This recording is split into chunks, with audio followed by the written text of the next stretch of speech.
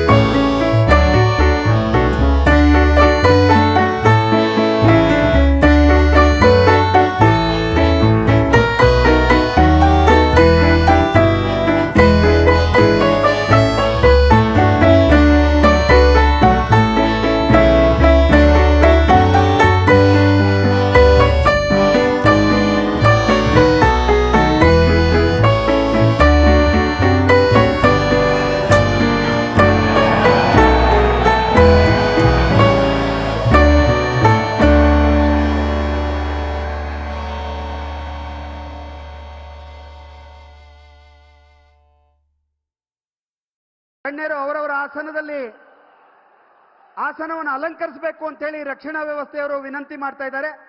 ದಯವಿಟ್ಟು ನಾವ್ಯಾರು ಇನ್ನು ಮುಂದೆ ಮೂವ್ಮೆಂಟ್ ಅನ್ನ ಮಾಡದೇನೆ ನಮ್ಮ ಆಸನದಲ್ಲಿ ಇರಬೇಕು ಅಂತ ಹೇಳಿ ವಿನಂತಿ. ಸಾರ್ವಜನಿಕರ ಜೊತೆಗೆ ನಮ್ಮದೊಂದು ಒಪ್ಪಂದ, ಪ್ರಧಾನಿಗಳು ವೇದಿಕೆಗೆ ಆಗಮನಿಸ್ತಾರೆ. ಆಗಮಿಸಬೇಕಿದ್ರೆ ಜಯಘೋಷಗಳು ಮುಗಿಲು ಮುಟ್ಟಬೇಕು.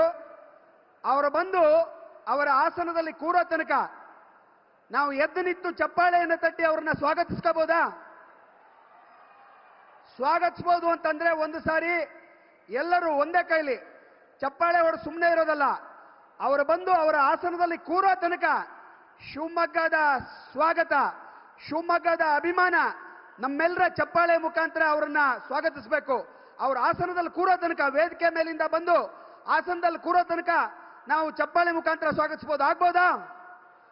ಆಗ್ಬಹುದು ಅನ್ನೋದಾದ್ರೆ ಕೊನೆಗಿದಾರಲ್ಲ ಅಲ್ಲಿಯ ತನಕ ಒಟ್ಟಿಗೆ ಭಾರತ್ ಮಾತಾ ಕೀ ಇದೇ ಸ್ಫೂರ್ತಿಯಲ್ಲಿ ಆ ಚಪ್ಪಾಳೆಗಳು ಬರಬೇಕು, ಘೋಷಣೆಗಳು ಬರಬೇಕು ಅಂತಕ್ಕಂಥ ವಿನಂತಿಯನ್ನು ಮಾಡ್ತಾ ವೇದಿಕೆಯ ಕಾರ್ಯಕ್ರಮವನ್ನು ನಿರ್ವಹಿಸಿಕೊಡಬೇಕು ಅಂತ ಹೇಳಿ ನಮ್ಮ ಹೆಮ್ಮೆಯ ನಾಯಕಿ ವಿಧಾನ ಪರಿಷತ್ತಿನ ಸದಸ್ಯರಾದಂಥ ಭಾರತಿ ಶೆಟ್ಟರ್ ಅವರಲ್ಲಿ ವಿನಂತಿಯನ್ನು ಮಾಡ್ತಾ ಇದ್ದೇನೆ.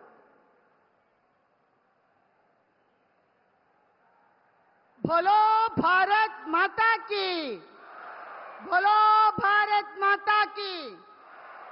ಈ ದಿನ ಕಾಶ್ಮೀರದಲ್ಲಿ ಶಾಂತಿ ಸ್ಥಾಪಿಸಿದ, ಅಯೋಧ್ಯೆಯಲ್ಲಿ ಶ್ರೀರಾಮ ಮಂದಿರ ಉದ್ಘಾಟಿಸಿದ, ಸಿಎಎ ಜಾರಿಗೆ ತಂದು ನಿರಾಶ್ರಿತರಾದ ಹಿಂದೂ, ಸಿಖ್, ಜೈನ, ಬೌದ್ಧ, ಕ್ರೈಸ್ತರಿಗೆ ಪೌರತ್ವ ನೀಡಿದ ಅನಾಥ ರಕ್ಷಕ, ದುಷ್ಟ ದುರುಳ ಭಯೋತ್ಪಾದಕರ ಹೆಡೆಮುರಿ ಕಟ್ಟಿದ, ಜಗತ್ತು ಮೆಚ್ಚಿದ, ಭಾರತವನ್ನು ಜಗದ್ಗುರು ಮಾಡುತ್ತಿರುವ 140 ಕೋಟಿ ಭಾರತೀಯರ ಹೃದಯದ ಕಮಲದಲ್ಲಿ ಅರಳಿ ನಿಂತಿರುವ ವಿಪಕ್ಷಗಳ ದೇಶದ ರಾಜಕಾರಣಕ್ಕೆ ಪ್ರತಿಯಾಗಿ ಅಭಿವೃದ್ಧಿ ರಾಜಕಾರಣವನ್ನು ಕೊಟ್ಟಂತ ನಮ್ಮೆಲ್ಲರ ನೆಚ್ಚಿನ ಪ್ರಧಾನಿಯಾಗಿರತಕ್ಕಂಥ ನರೇಂದ್ರ ಮೋದಿ ಅವರಿಗೆ ಪ್ರೀತಿಪೂರ್ವಕವಾದ ಸ್ವಾಗತವನ್ನ ಚಪ್ಪಾಳೆಯ ಮೂಲಕ ತಾವೆಲ್ಲರೂ ಮಾಡಬೇಕೆನ್ನುವ ವಿನಂತಿಯನ್ನು ಮಾಡುತ್ತಾ ಬೋಲೋ ಭಾರತ್ ಮಾತಾ ಕಿ, ಬೋಲೋ ಭಾರತ್ ಮಾತಾ ಕಿ.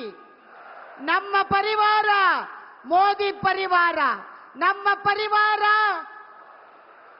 ನಮ್ಮ ಪರಿವಾರ, ನಮ್ಮ ಪರಿವಾರ. ಈಗ ಎಲ್ಲರೂ ಎದ್ದು ನಿಂತು ಪ್ರಧಾನಿಗಳು ವೇದಿಕೆಗೆ ಬರುವಂತಹ ಸಂದರ್ಭದಲ್ಲಿ ಚಪ್ಪಾಳೆಯ ಮೂಲಕ ಅವರನ್ನು ಸ್ವಾಗತ ಮಾಡಬೇಕಂತ ವಿನಂತಿಯನ್ನ ಮಾಡ್ತಾ ಇದ್ದೇನೆ. ಬೋಲೋ ಭಾರತ್ ಮಾತಾ ಕಿ, ಬೋಲೋ ಭಾರತ್ ಮಾತಾ ಕಿ, ಬೋಲೋ ಭಾರತ್ ಮಾತಾ ಕಿ.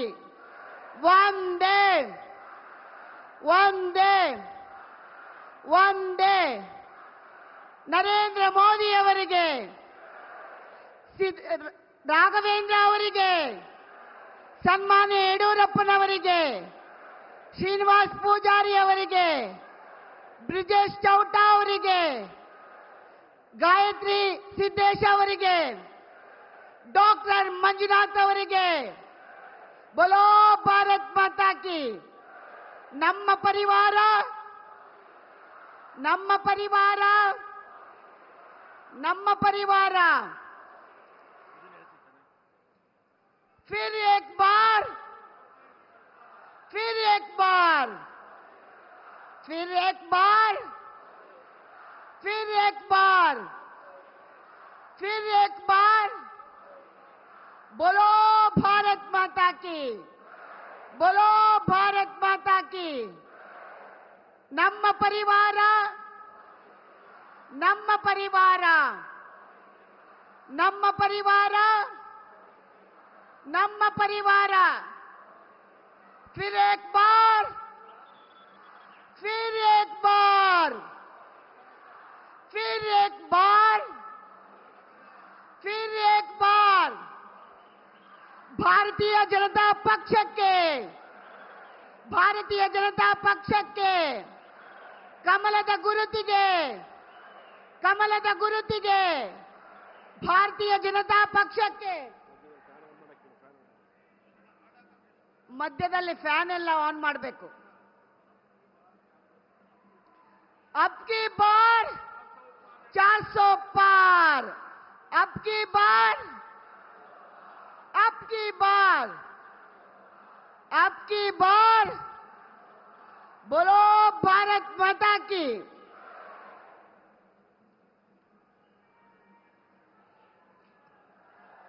आवाज दो,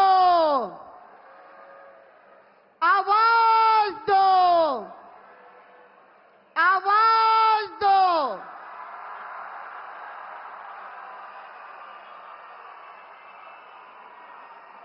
फिर एक बार, फिर एक बार,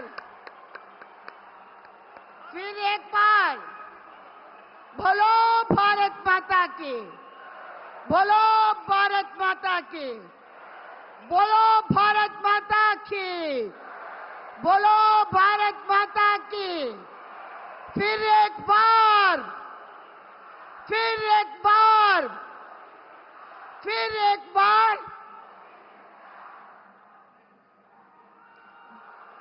ಬಂಧುಗಳೇ,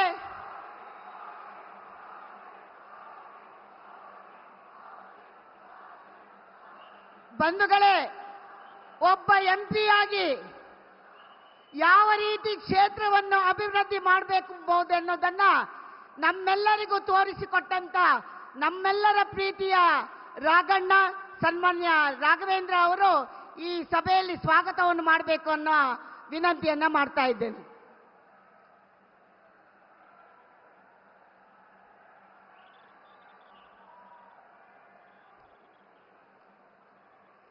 ಭಾರತ್ ಮಾತಾ ಕಿ. ತುಂಬಾ ದಿನಗಳಿಂದ, ತುಂಬಾ ಕ್ಷಣಗಳಿಂದ ಕಾಯ್ತಿರುವಂತ ನಮ್ಮ ವಿಶ್ವಕಂಡ ಹೆಮ್ಮೆಯ ನಾಯಕರನ್ನ ತುಂಬಾ ಹತ್ತಿರದಿಂದ ನೋಡುವಂತ ಒಂದು ಸೌಭಾಗ್ಯ ನಮಗೆ. ಸ್ವಾತಂತ್ರ್ಯ ಬಂದು 76 ವರ್ಷಗಳಾದರೂ ಕೂಡ ಅನೇಕ ರಂಗಗಳಲ್ಲಿ ಇನ್ನೂ ಕೂಡ ಅಂಬೆಗಾಲನ್ನ ಹಾಕ್ತಿದ್ದಂಥ ಭಾರತವನ್ನ ಕೇವಲ ಒಂದೇ ದಶಕದ ಅಧಿಕಾರದ ಅವಧಿಯಲ್ಲಿ ನಭವತೋ ನ ಭವಿಷ್ಯತಿ ಎಂಬಂತೆ ದಾಪುಗಾಲು ಹಾಕುವಂತೆ ಹಣೆ ಬರಹವನ್ನ ಬದಲಾಯಿಸಿದಂಥ ಜಗದೇಕ ವೀರರಾದಂಥ ನಮ್ಮ ನರೇಂದ್ರ ಮೋದಿಜಿಯವರು, ಅದೇ ರೀತಿ ಕುವೆಂಪು ಅವರು ಹೇಳಿದ್ದು, ಏನಾದರೂ ಆಗು ಮೊದಲು ಮಾನವನಾಗು. ಆದರೆ ನಮ್ಮ ಮೋದಿಜಿಯವರು ವಿಶ್ವ ಮಾನವ ಆಗಿದ್ದಾರೆ ಅಂತೇಳಿ ತುಂಬಾ ಅಭಿಮಾನದಿಂದ ಸಂದರ್ಭ ನಾನು ಹೇಳಲಿಕ್ಕೆ ಇಚ್ಛೆ ಪಡ್ತೇನೆ. Hailing from Shimoga, Jnanapita awardee, our national poet Kuvempu, message to the society was, be whoever you want to be, but be a Manava first in your life. But sir, I would like to say on behalf of whole gathering here that you are not just Manava, but turn out to be Vishwa Manava for our nation, sir. ಕಾಯಕವೇ ಕೈಲಾಸ ಎಂಬ ಬಸವಣ್ಣನವರ ತತ್ವವನ್ನು ಅಳವಡಿಸಿಕೊಂಡು ಒಂದು ದಿನವೂ ಕೂಡ ವಿಶ್ರಾಂತಿ ಇಲ್ಲದೆ ಪರಿಶ್ರಮಿಸಿ ವರ್ಷದ 365 ದಿನಗಳನ್ನ ದೇಶದ ಹಿತಕ್ಕಾಗಿ ವಿನಿಯೋಗಿಸಿರುವಂಥ ರಾಜ ಋಷಿ ಮೋದಿಜಿ ಅವರಿಗೆ ನಿಮ್ಮೆಲ್ಲರ ಪರವಾಗಿ ನಮಸ್ಕಾರವನ್ನು ತಿಳಿಸ್ತಾ, ಭಾರತೀಯರು ಎಂದರೆ ಅಂತಾರಾಷ್ಟ್ರೀಯ ಮಟ್ಟದಲ್ಲಿ ಉದಾಸೀನ ಮಾಡುವಂತ ಕಾಲ ಒಂದಿತ್ತು. ಆದರೆ ಇವತ್ತು ಆತ್ಮವಿಶ್ವಾಸದಿಂದ ಭಾರತೀಯರು ತಲೆ ಎತ್ತುವಂತೆ ಮಾಡಿದಂಥ ವಿಶ್ವ ವಿಜೇತ ನಮ್ಮ ನರೇಂದ್ರ ಮೋದಿಜಿಯವರು ಅಂತೇಳಿ ಇವತ್ತು ಅಭಿಮಾನದಿಂದ ಹೇಳ್ತಾ, ನಮ್ಮ ರೈತ, ದೀನದಲಿತರು, ಬಡವರ್ಗದವರು, ಮಹಿಳೆಯರು, ಯುವಕರು ಮುಂತಾದವೆಲ್ಲ ನವ ನೂತನ ಕಾರ್ಯಕ್ರಮಗಳನ್ನು ಹಾಕೊಟ್ಟಂತ ನಮ್ಮ ಹೆಮ್ಮೆಯ ಭಾಗ್ಯ ವಿಧಾತ ಸನ್ಮಾನ್ಯ ಶ್ರೀಯುತ ರೆಸ್ಪೆಕ್ಟ್ ನರೇಂದ್ರ ಮೋದಿಜಿ ಅವರಿಗೆ ನಮ್ಮ ಶಿವಮೊಗ್ಗ ಮಧ್ಯ ಕರ್ನಾಟಕದ ಪರವಾಗಿ ಮತ್ತೊಮ್ಮೆ ಹೃತ್ಪೂರ್ವಕವಾಗಿ ಸ್ವಾಗತವನ್ನ ಬಯಸ್ತಾ ಇದ್ದೇನೆ.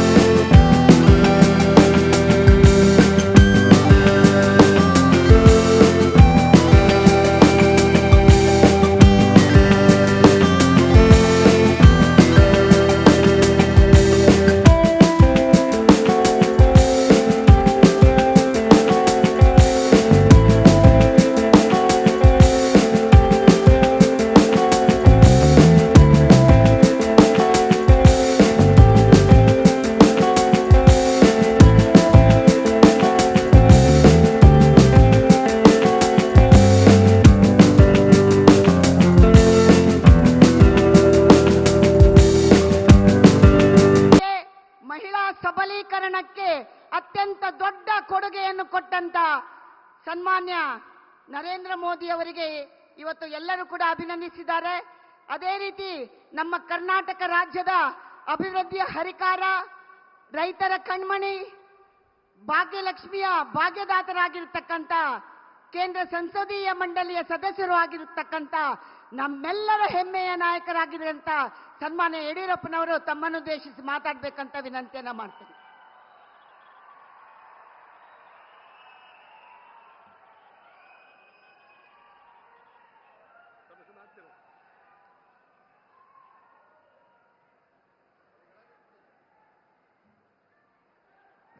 बोलो भारत माता की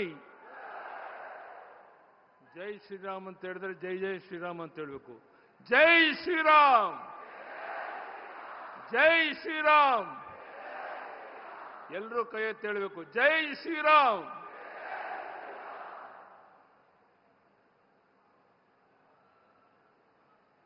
भारत के लोकप्रिय प्रधानमंत्री जी को आदर के साथ स्वागत करता हूं. ಭಾರತದ ಆಶಾ ಕಿರಣ, ಯುವಕರ ಕಣ್ಮಣಿ, ವಿಶ್ವ ನಾಯಕರಾದಂಥ ಸನ್ಮಾನ್ಯ ಶ್ರೀ ನರೇಂದ್ರ ಮೋದಿಜಿಯವರನ್ನು ನೋಡಲು, ಅವರ ಮಾತನ್ನು ಕೇಳಕ್ಕೆ ಲಕ್ಷ ಲಕ್ಷ ಸಂಖ್ಯೆಯಲ್ಲಿ ತಾವೆಲ್ಲ ಬಂದಿದ್ದೀರಾ.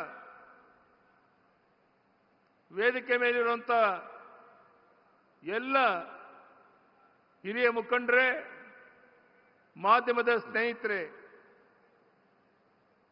ಸನ್ಮಾನ್ಯ ಮೋದಿಜಿಯವರು ಸರ್ವ ಜನಾಂಗದ ಶಾಂತಿಯ ತೋಟವಾದ ಕರ್ನಾಟಕದಲ್ಲಿ ಚುನಾವಣಾ ರಣಕಹಳೆಯನ್ನು ಮೊಳಗಿಸಿದ್ದಾರೆ. ಇದು ಅವರಿಗೆ ನಮ್ಮ ಕರ್ನಾಟಕದ ಮತದಾರರ ಮೇಲೆ ಇರುವಂಥ ನಂಬಿಕೆಯನ್ನ ತೋರಿಸುತ್ತೆ.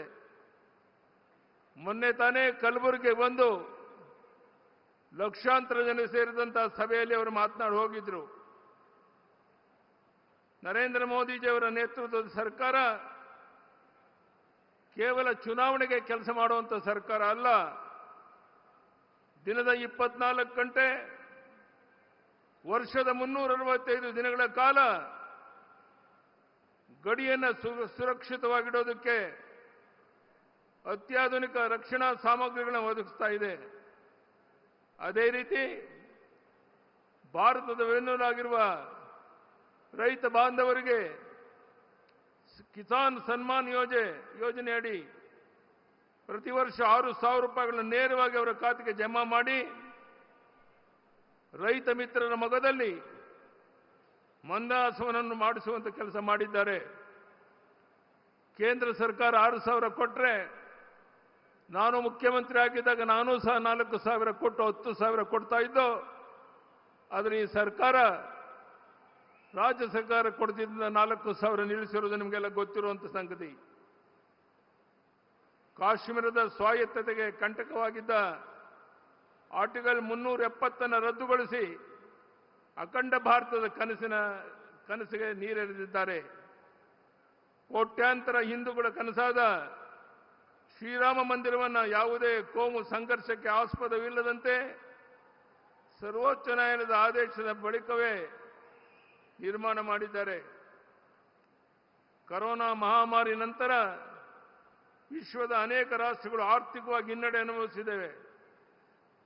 ಆದರೆ ಪ್ರಧಾನಿ ಶ್ರೀ ನರೇಂದ್ರ ಮೋದಿಜಿಯವರ ದಿಟ್ಟ ಹಾಗೂ ದೂರದೃಷ್ಟಿಯ ಪರಿಣಾಮ ಇಂದು ಭಾರತ ವಿಶ್ವದ 5ನೇ ಬಲಿಷ್ಠ ಆರ್ಥಿಕ ಶಕ್ತಿಯಾಗಿ ಮುನ್ನಡೀತಾ ಇದೆ.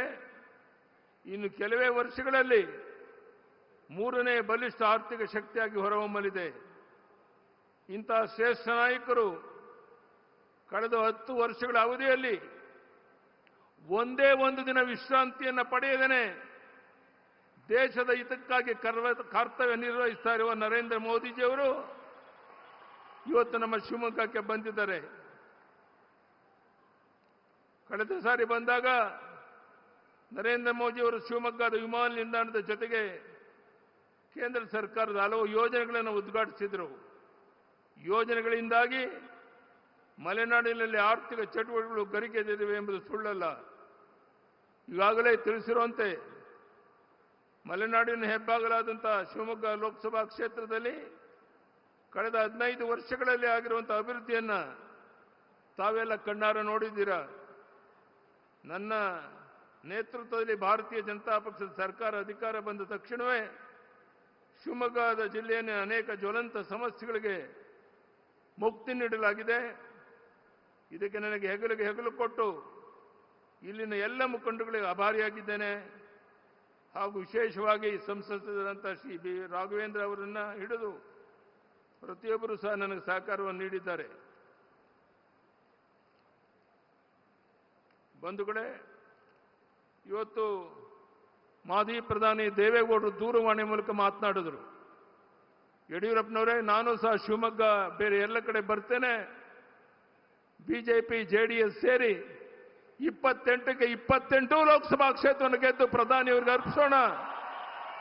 ಈ ಮಾತನ್ನ ಪ್ರಧಾನಿ ನರೇಂದ್ರ ಮೋದಿಯವರು ಹೇಳಿದ್ದಾರೆ. ಇಂಥ ಒಂದು ವಿಶೇಷವಾದ ಸಂದರ್ಭದಲ್ಲಿ ಪ್ರಧಾನಿ ನರೇಂದ್ರ ಮೋದಿಜಿಯವರ ಮಾತನ್ನ ಕೇಳಕ್ಕೆ ತಾವೆಲ್ಲ ಕಾತುರತೆಯಿಂದ ಕುಂತಿದ್ದೀರಾ.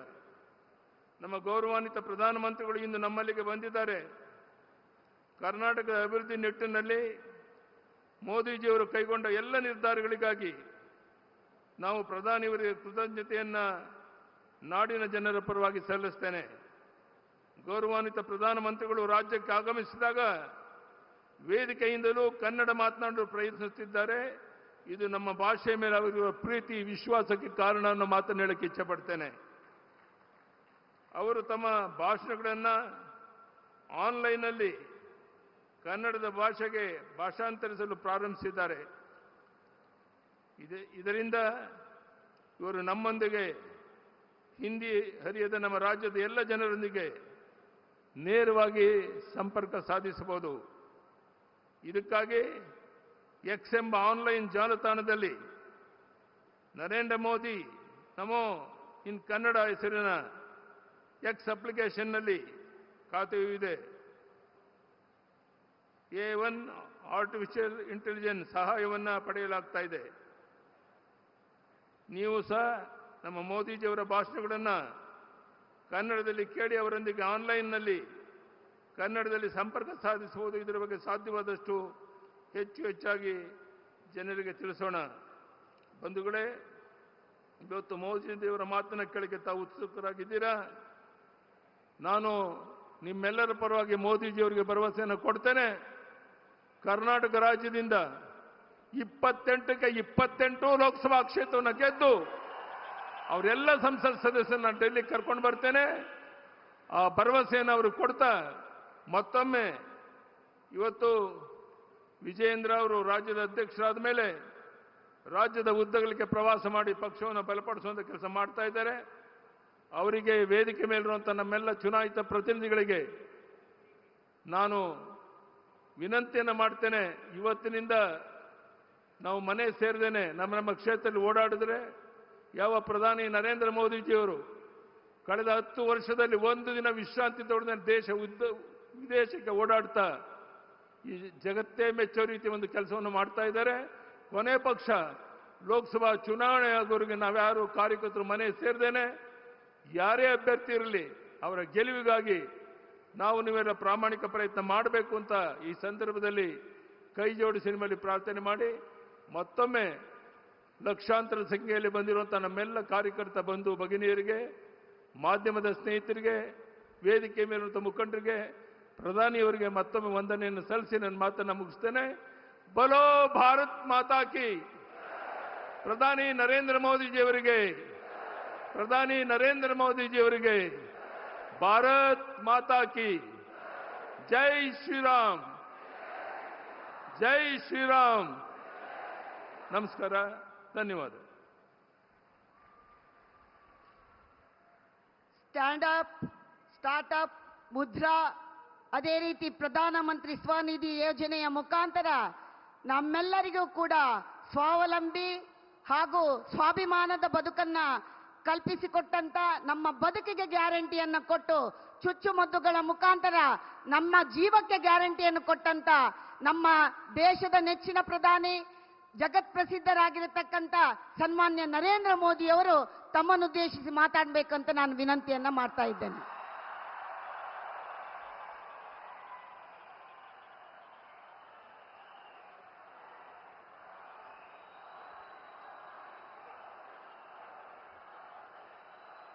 भारत माता की, भारत माता की, भारत माता की.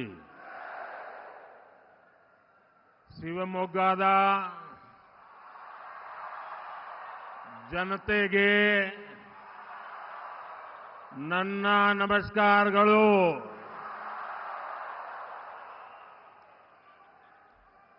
मैं शक्ति स्वरूपा सिगंदरू चौड़ेश्वरी देवी के चरणों में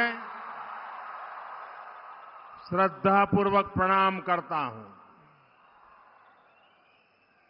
हम सभी के लिए आपका ये प्यार,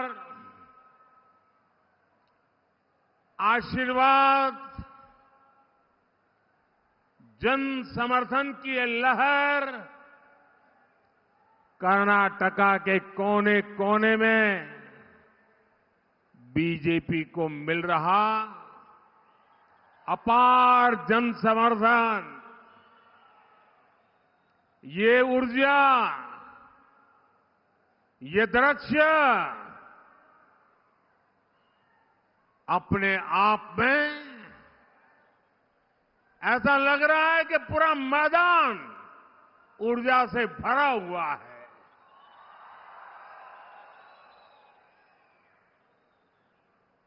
दूसरी तरफ भ्रष्टाचार और तुष्टीकरण में डूबे इंडी एलायंस की नींद उड़ गई होगी. और शिवमोगा तो खास तौर पर ये ऐसी भूमि है, जनसंघ के जमाने में जब हमें कोई जानता नहीं था, कोई हमारा म्युनिसिपैलिटी का मेंबर नहीं होता था, ऐसे समय येदियुरप्पा जी ने अपनी पूरी जवानी यहां खपा दी थी. ये उनकी तपोभूमि रही है.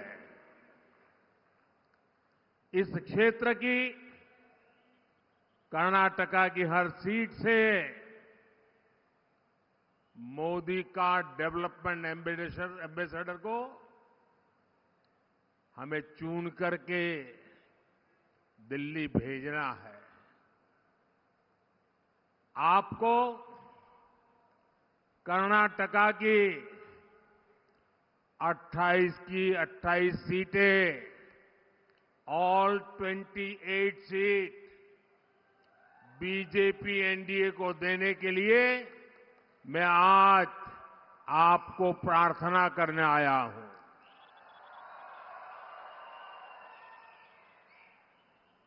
चार जून को 400 पार,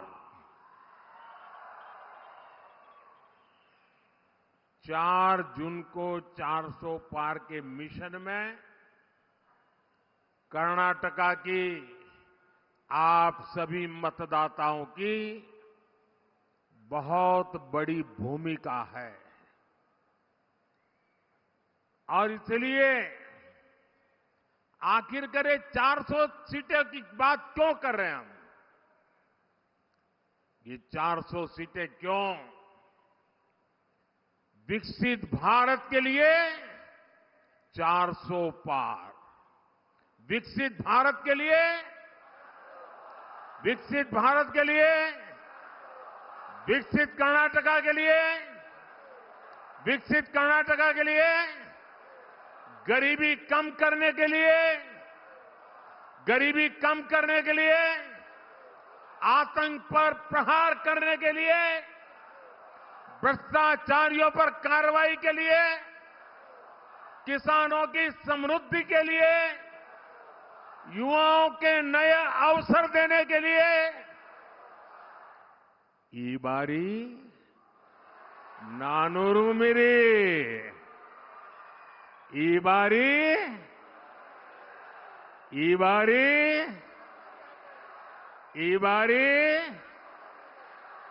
साथियों, पिछले 10 वर्षों में देश ने बीजेपी का काम देखा है।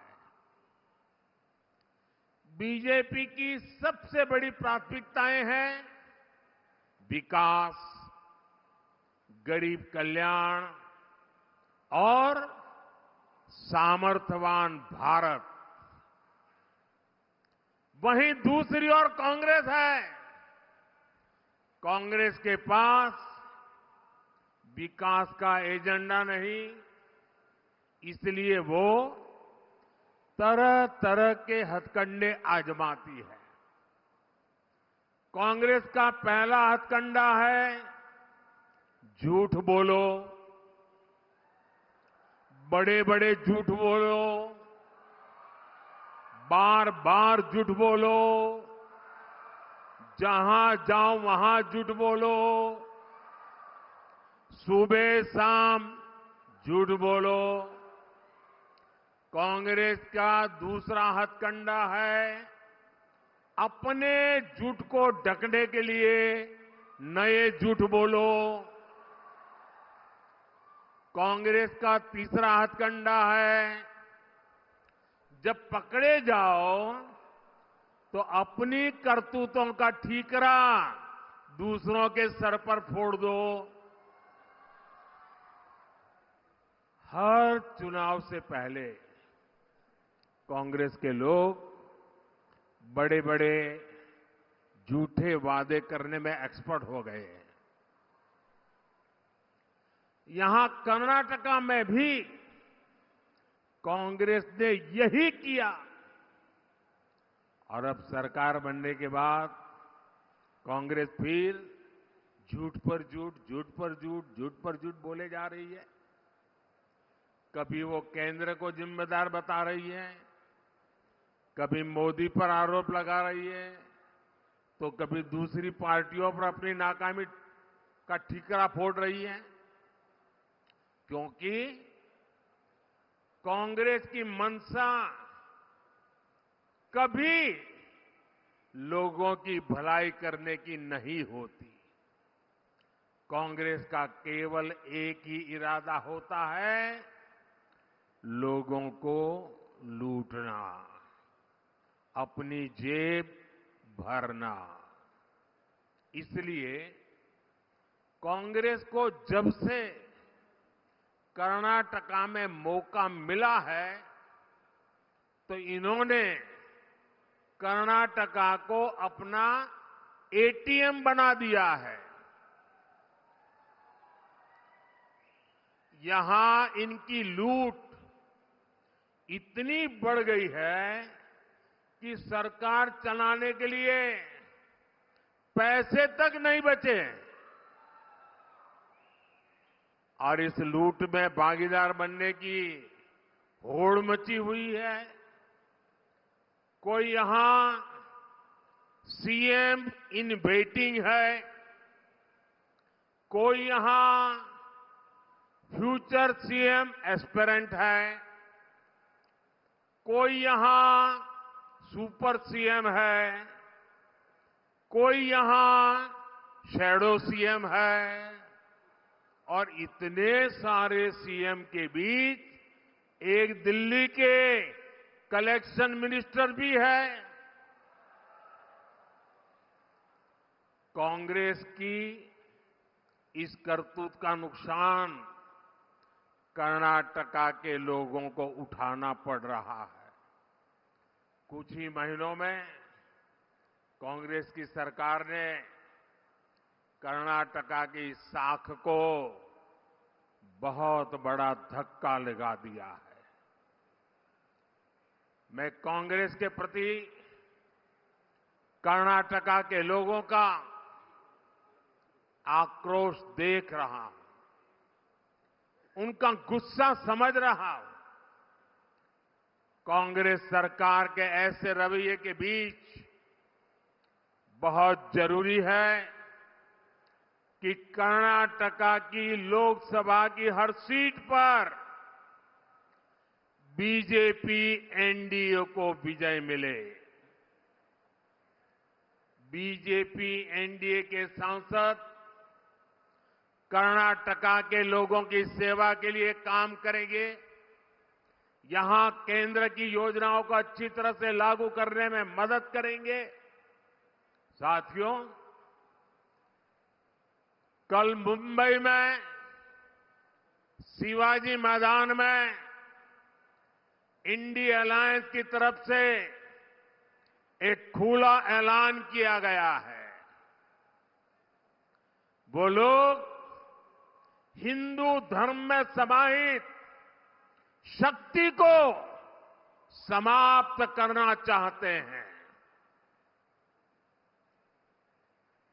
हिंदू शक्ति को समाप्त करने का उन्होंने बीड़ा उठाया है।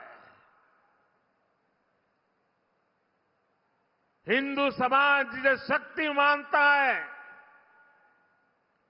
उस शक्ति के विनाश का उन्होंने ऐलान कर दिया है। अगर शक्ति के विनाश का उनका ऐलान है, तो शक्ति की उपासना का हमारा भी ऐलान है। मैं जब सार्वजनिक जीवन में आया, जब मैंने अपने समय का पल पल और शरीर का कण कण लोगों की सेवा के लिए समर्पित करने का संकल्प लिया, तो मुझे इसी शक्ति ने ऊर्जा दी। आज भी मैं शक्ति की उपासना करता हूं। देश के कोटि कोटि लोग हिंदू धर्म की शक्ति के उपासक हैं। और मैं तो हैरान हूं, कल शिवाजी पार्क में शक्ति के विनाश का ऐलान हो रहा है। जब मैंने सुना तो मैं सोच रहा था, बाला साहब आप ठाकरे जी, बाला साहब ठाकरे जी, उनकी आत्मा को कितना दुख पहुंचा होगा। शिवाजी पार्क में शक्ति का विनाश करने का ऐलान किया जाए, वो भी शिवाजी पार्क में, और उस भूमि पर जहां का बच्चा बच्चा जन्म से जय भवानी जय शिवाजी का मंत्र लेकर के बड़ा होता है। छत्रपति शिवाजी महाराज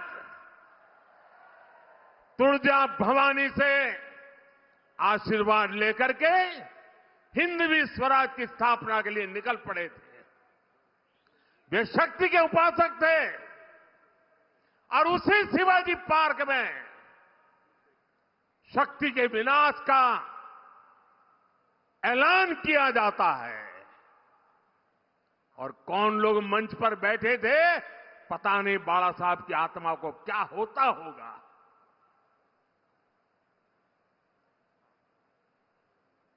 शक्ति का विनाश करने की सोच, साथियों, मेरे लिए देश की नारी भी इसी शक्ति का प्रतिबिंब है।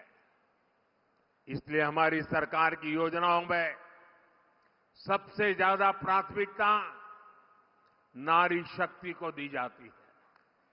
आजादी के बाद आज तक किसी सरकार ने नारी शक्ति पर इतना बल नहीं दिया जितना हमारी सरकार ने दिया है।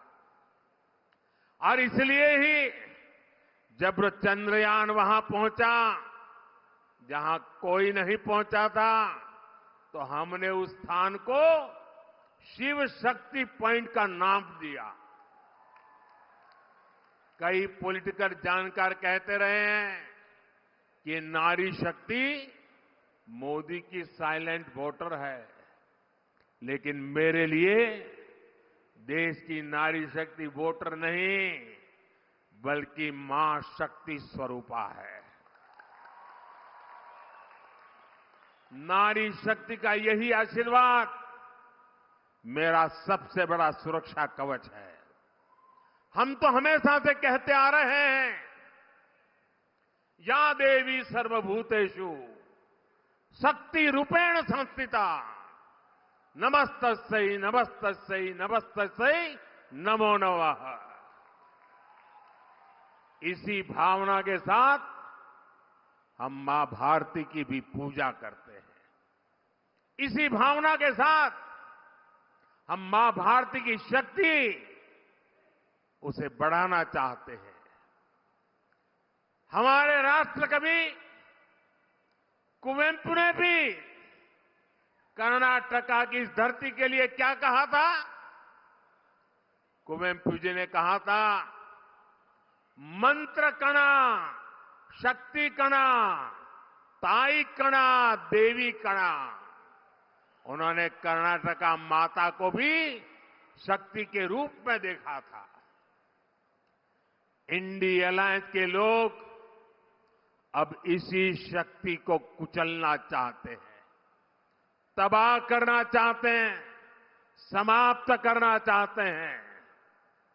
इन्हें मां भारती की बढ़ती हुई शक्ति से नफरत हो रही है। इन्हें भारतीय नारी का उत्थान अच्छा नहीं लग रहा है। इन्हें भारतीय नारी का सशक्तिकरण पसंद नहीं आ रहा। शक्ति पर वार का मतलब है देश की माताओं, बहनों, बेटियों पर वार। शक्ति पर वार का मतलब है नारी कल्याण की योजनाओं पर वार। शक्ति पर वार का मतलब है मां भारती की शक्ति पर वार। ये शक्ति ही है जिसके अवतरण से भारत की भूमि से आतंक और अत्याचार का अंत होता है। इंडी अलायंस ने, कांग्रेस ने इसी शक्ति को ललकारा है। कांग्रेस को इसका जवाब देश की हर महिला, हर बहन, हर बेटी देगी, शक्ति का हर उपासक देगा। 4 जून को इन्हें पता चल जाएगा कि शक्ति को ललकारने का मतलब क्या होता है। साथियों, कांग्रेस सत्ता हासिल करने के किसी भी हद तक जाने वाली पार्टी है, लेकिन अंग्रेज तो चले गए, लेकिन कांग्रेस ने अंग्रेजियत वाली मानसिकता नहीं छोड़ी। बांटो और राज करो, वो अपनी विरासत कांग्रेस को देख करके गए हैं। कांग्रेस ने पहले देश को बांटा, जाति में बांटा, समुदाय में बांटा, धर्म, क्षेत्र और भाषा के आधार पर लोगों को बांटा और सत्ता हासिल करने के लिए कांग्रेस ने देश का बंटवारा भी कर दिया। लेकिन फिर भी बांटने वाली इस मानसिकता वाली कांग्रेस को इतने से संतोष नहीं हो रहा है। अब कांग्रेस फिर से देश को बांटने वाले खतरनाक खेल भी खेलने लगी है। अभी अपने इस मंसूबे पर भी खुलकर बोलने लगे हैं। अभी हाल ही में कर्नाटका के कांग्रेस सांसद ने देश को एक बार और बांटने का बयान दिया है। ऐसे सांसद को पार्टी से निकाल फेंकने के बजाय कांग्रेस पार्टी उसका बचाव कर रही है। कर्नाटका ऐसी राजनीति और ऐसे षड्यंत्रों को कभी सफल नहीं होने देगा। कर्नाटका की धरती का ऐसा अपमान करने वाली कांग्रेस को इस लोकसभा चुनाव में चुन चुन करके साफ कर देना चाहिए। करेंगे ना? करेंगे ना? जरा दोनों हाथ ऊपर करके बताइए, करेंगे ना? चुन चुन करके साफ करेंगे ना? 26 अप्रैल और 7 मई को आपको इसी संकल्प को लेकर निकलना है। 26 अप्रैल और 7 मई को आपको अपने वोट से कांग्रेस के विभाजनकारी मंसूबों को ध्वस्त करना है।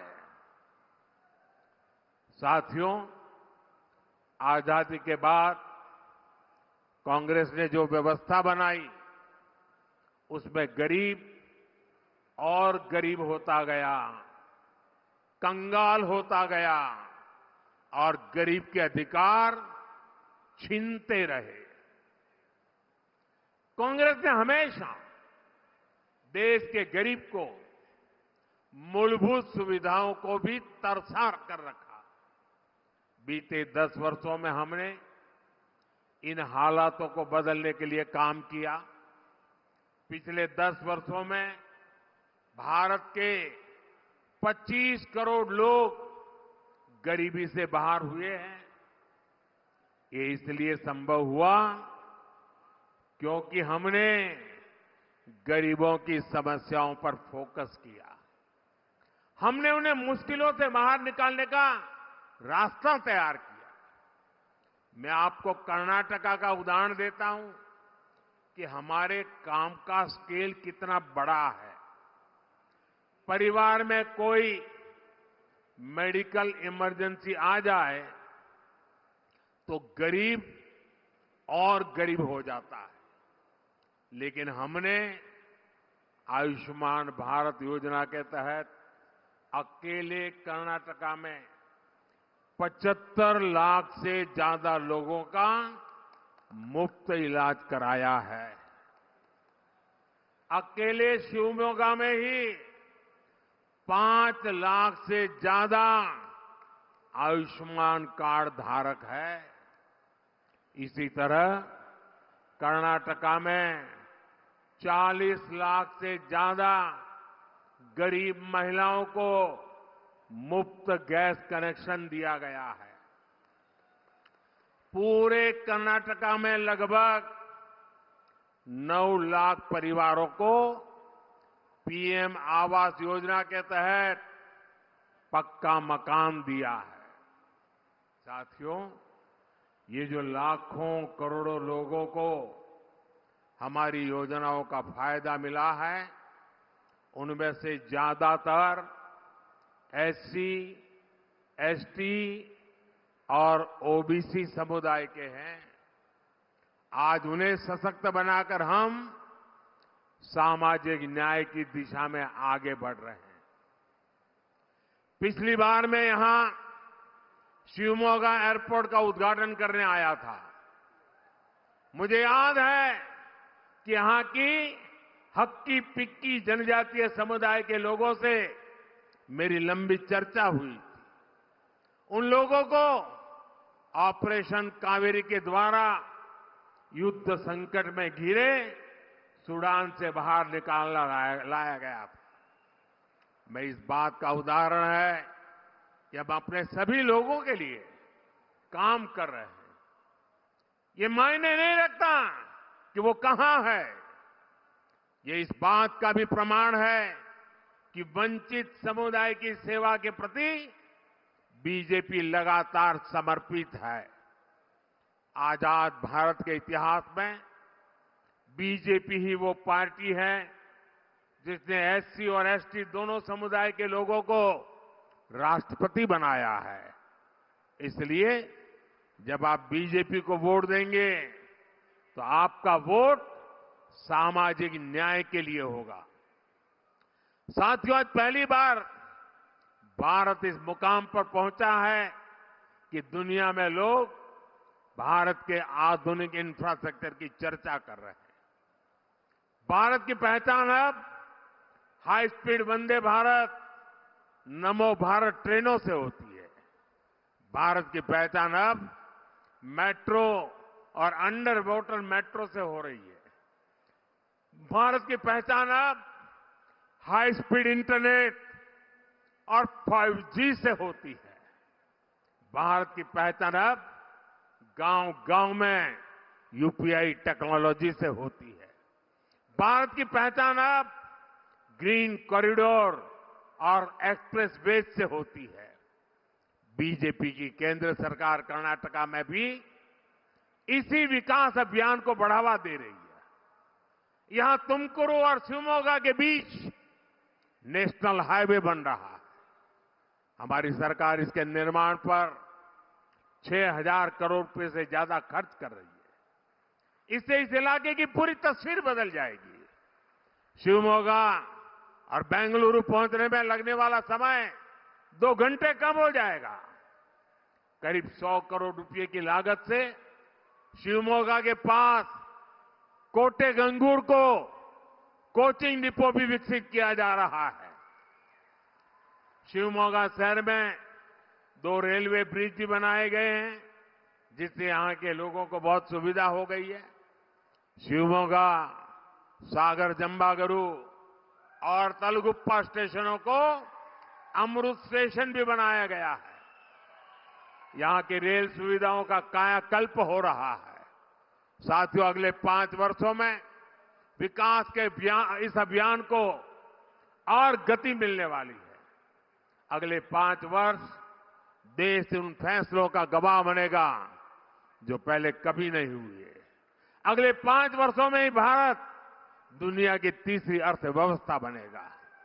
अगले 5 वर्षों में गरीब कल्याण की योजनाएं 100% लोगों तक पहुंचेगी।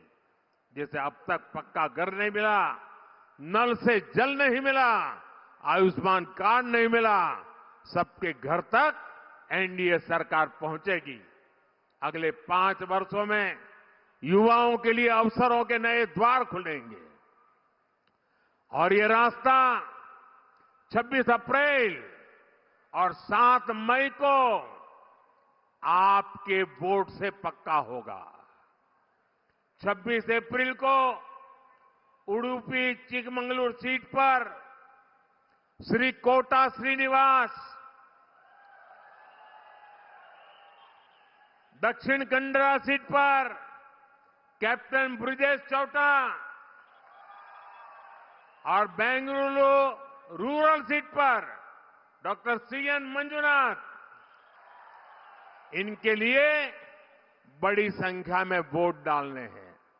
इसके बाद 7 मई को शिवमोगा की सीट पर श्री बी.वाई. राघवेंद्र और दावणगेरे में श्रीमती गायत्री सिद्धेश्वर को भारी मतों से विजयी बनाना है।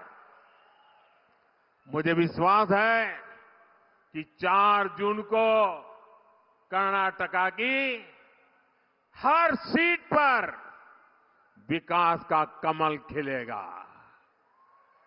लेकिन इसके लिए मैंने तो बहुत गारंटी दी, आपको मुझे गारंटी देनी होगी कि हर पोलिंग बूथ में कमल ही कमल खिलेगा।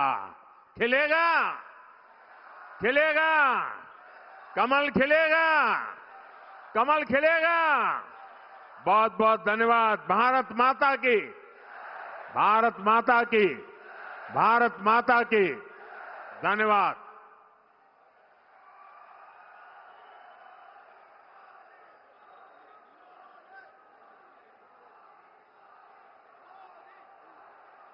ಕಾರ್ಯಕ್ರಮದ ಕೊನೆಯ ಹಂತವನ್ನು ನಾವು ತಲುಪಿದ್ದೇವೆ. ಈಗ ವಂದನಾರ್ಪಣೆಯನ್ನ ಸನ್ಮಾನ್ಯ ವಿಧಾನ ಪರಿಷತ್ ಸದಸ್ಯರಾದಂತ ಡಿ.ಎಸ್. ಅರುಣ್ ಅವರು ಮಾಡಬೇಕಂತ ಕೇಳ್ಕೊಳ್ತೇನೆ.